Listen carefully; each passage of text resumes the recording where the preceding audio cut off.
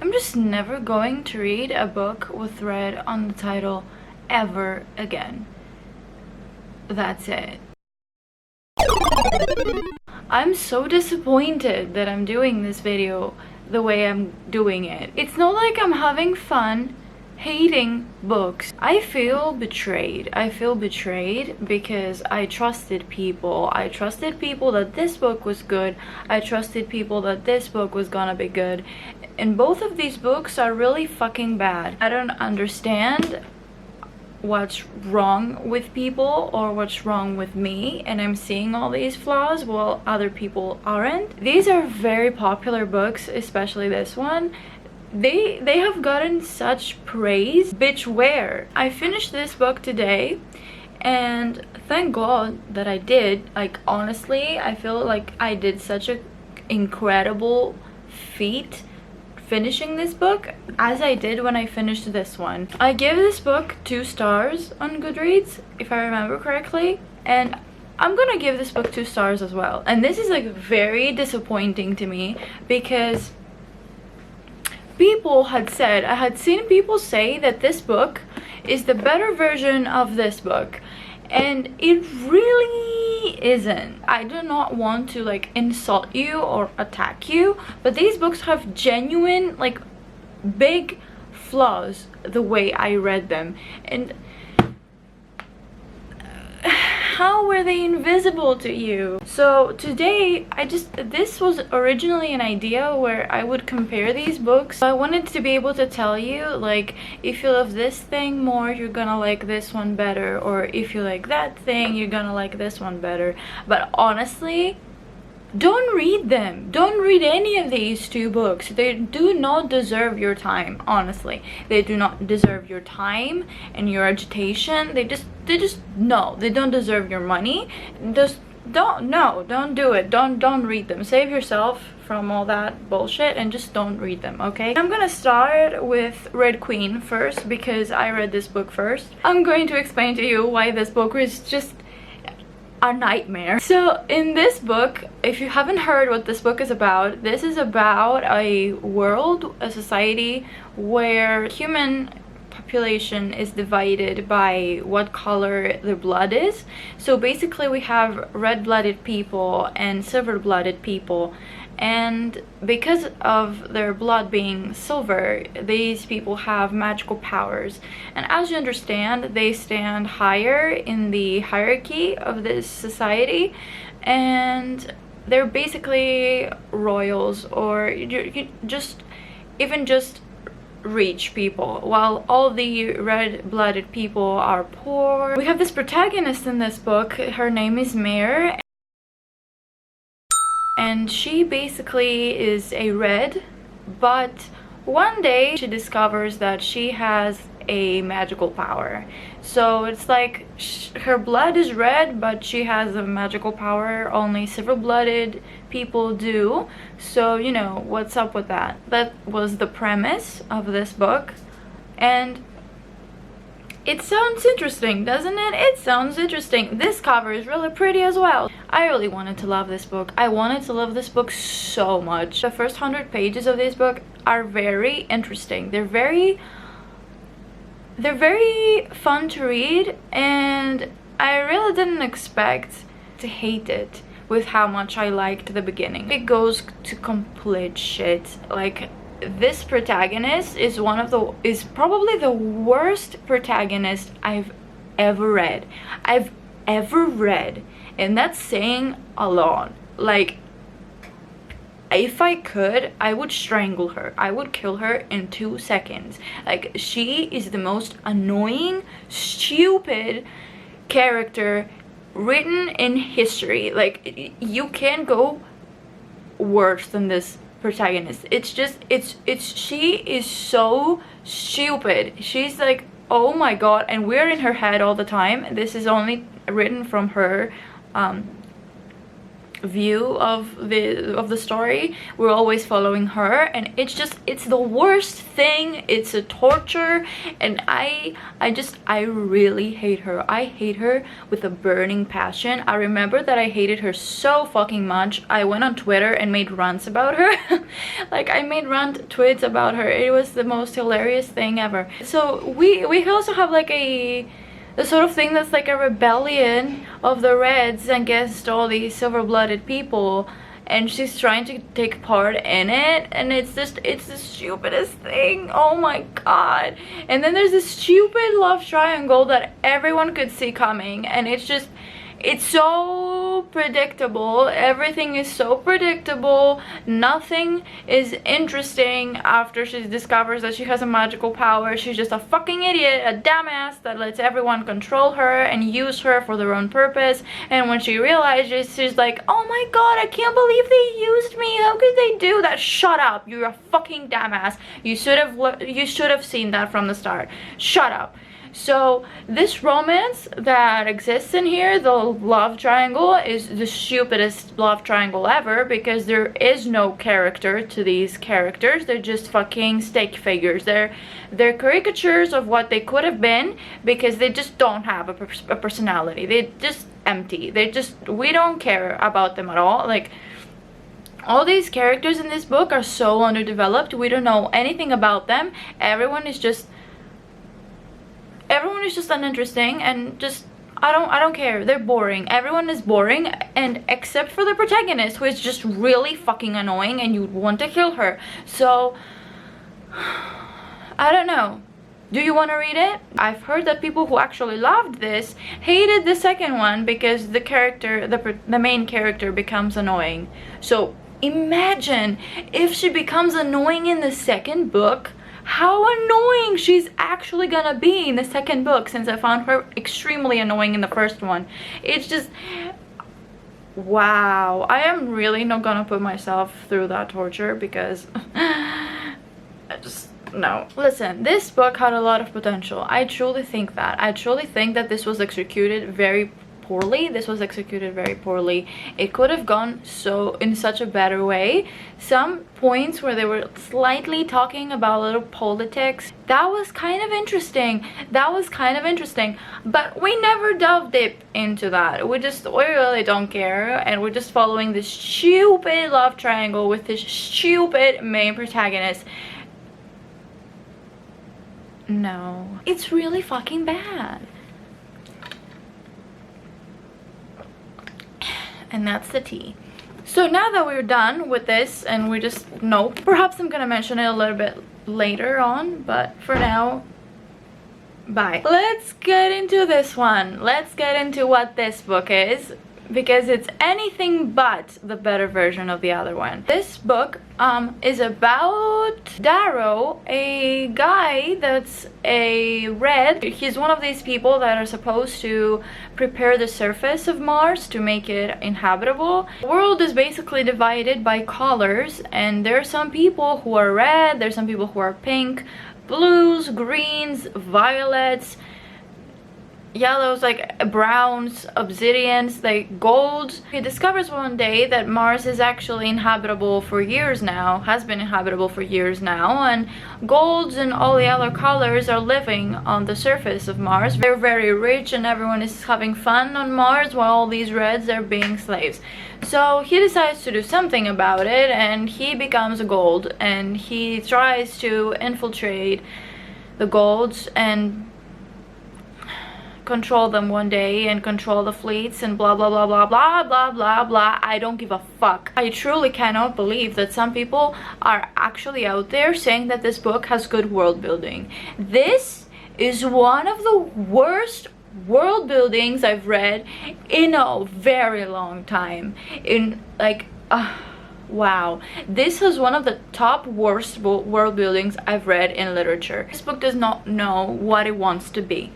First, this book delves into dystopia. Then this book goes into science fiction. This book then turns into fantasy. Then this book turns into Hunger Games 2.0. And I'm just over here sitting, looking at it, and I'm like, What the fuck are you? And anyone just please tell me what I'm supposed to view this as, because this is not distinctly science fiction. This is not fantasy. Like this does not have a genre. This tried to be a million things in one book. This is such a mess. I went into it with so much love to give. I went into this book wanting it to be better than Red Queen. The fact that this book does not know what it wants to be, just that on its own, you can understand how many flaws it has when it comes to the world building. There is no world building in this book. Things are just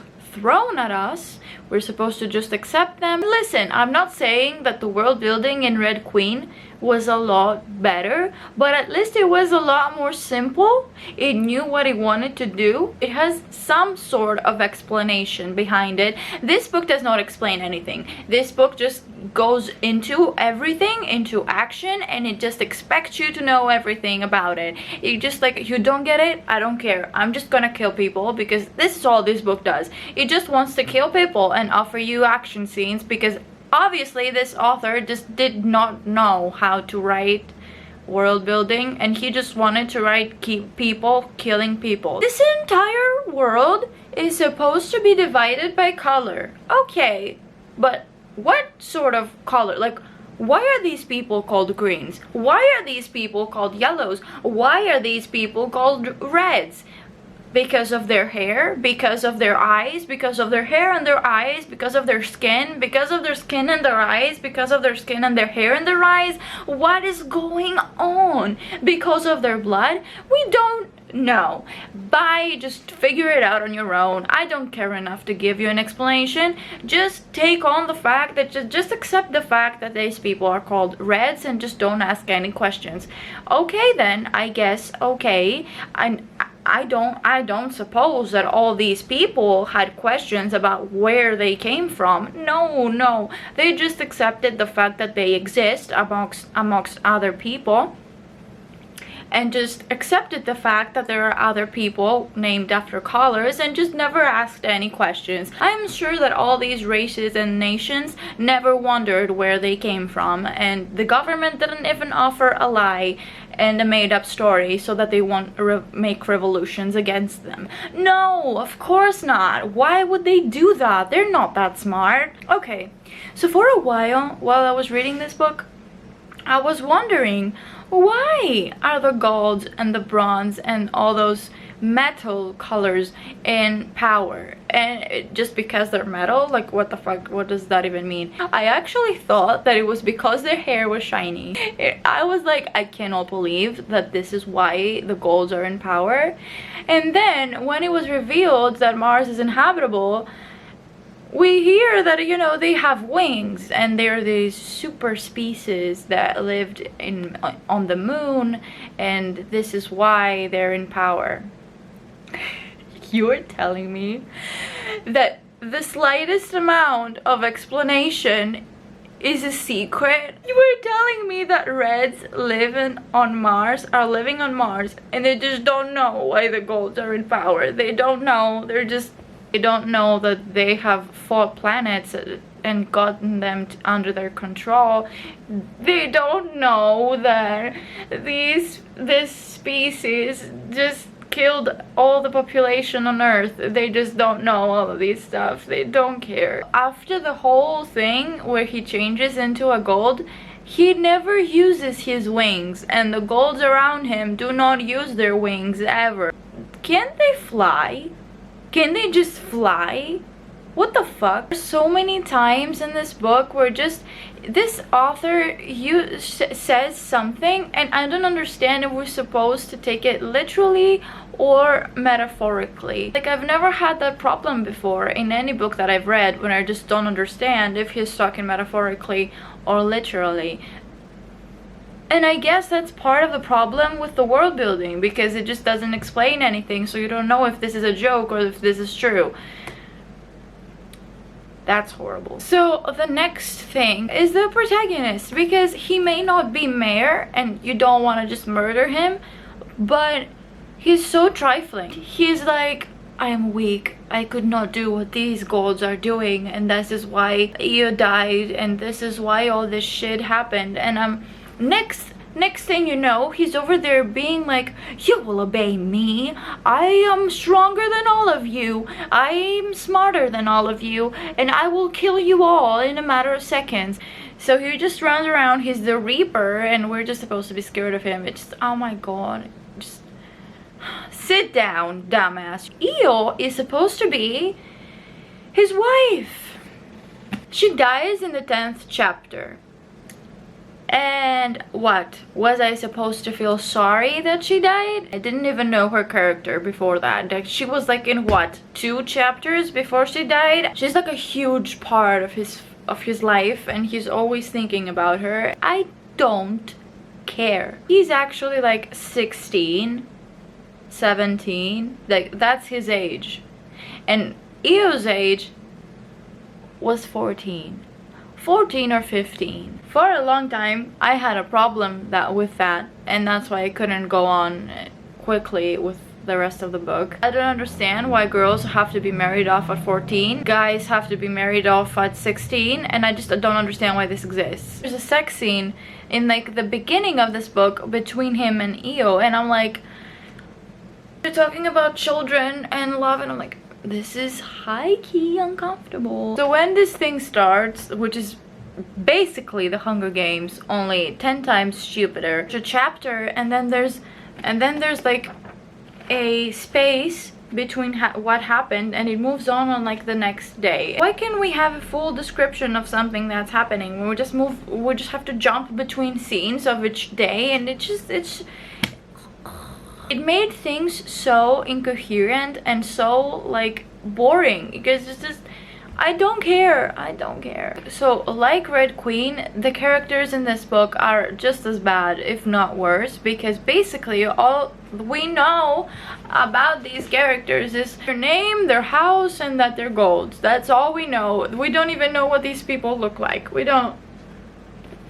I guess we don't care about that. So difficult to attach yourself to a character because we just don't know them. At some point I saw names and I was like, who the fuck are all these people? Am I supposed to know? You don't have any bonding with any of the characters in this book. It's just, they're all bricks on a wall. You have to make it seem like it could be real. When I don't know anything about this, how are you expecting me to make it seem like it's something real, then I could imagine myself there? How can I relate to any of these characters when I don't know them? It's all blank. It's just, there's nothing. Especially when you keep using words that I just don't understand. Like, there were a million words in this book that were never explained. I have a dictionary about this series and I'm just using it. No, I don't. Lieber Dugo does a good job of that. She has a million words that we don't know, but she never makes it seem like she's talking about shit that we can't understand because she uses them in context. Last thing I want to talk about, when you're writing a story with Greek words, with mythology, please consider the possibility of a Greek reading your book. Because we exist, not a species that only existed in ancient times. We exist and we can read. So when you make such a book, it just randomly has cities and words of the Greek language, when a Greek person reads that, it's just ridiculous. It's really making me very frustrated, the fact that all these producers, all these writers, they just see Greek as this cute, fancy, extravagant thing that they can use whenever they like to make their story seem that much more original. Honestly, you're stupid. I'm sorry. That's stupid. That's my fucking language. Other people think you're cool. And to me, you're not cool. You're pathetic. Because you're just using all these things to make yourself look better. I never understood why all these mentions of Greek and Roman gods and goddesses were really telling me that an alien species cares about mythology like thousands of years ago. And if you are, at least explain to me, you know, these aliens came into Earth and they found that very interesting. They kept all that information and they adapted it into their system. It's so easy to explain it. So why don't you? Why don't you offer a one sentence explanation behind all that shit that you write? Just why? Darrow, AU, Andromeda. Is this French? Like, I took French. Why do you have to make this the same? Like, it's cool and it's something new and it's French. What? So now that I let all of my anger out, I'm here to tell you again that both of these books do not deserve your time. Both of these books are just fucking waste of paper and trees. I actually heard that some people did not like Hunger Games and they liked this book. And I'm like, I hope you're joking, because if you're not, you need to get your brain checked. And if you enjoy reading these books, that's your call, that's you, and I'm not here to tell you that you're wrong and how could you enjoy these books. But seriously, bro, how could you? Like, these books are just so bad. Like, oh, ew. The fact that these books are so popular really makes me worried about the critical minds of people. Both of these books have 4 point something stars on Goodreads, which means that most people who read these books give them 5 stars. That was the video for today. I hope I have a video on a book I like in the future, because it seems like I just don't like books anymore, and this is just sad. Please make suggestions in the comments what you would like to see from me. Let me know if you agree with any of the points I made. We can discuss it. If you enjoyed this video, give it a like and subscribe to my channel if you want to see more content. I'll see you in the next one. Bye!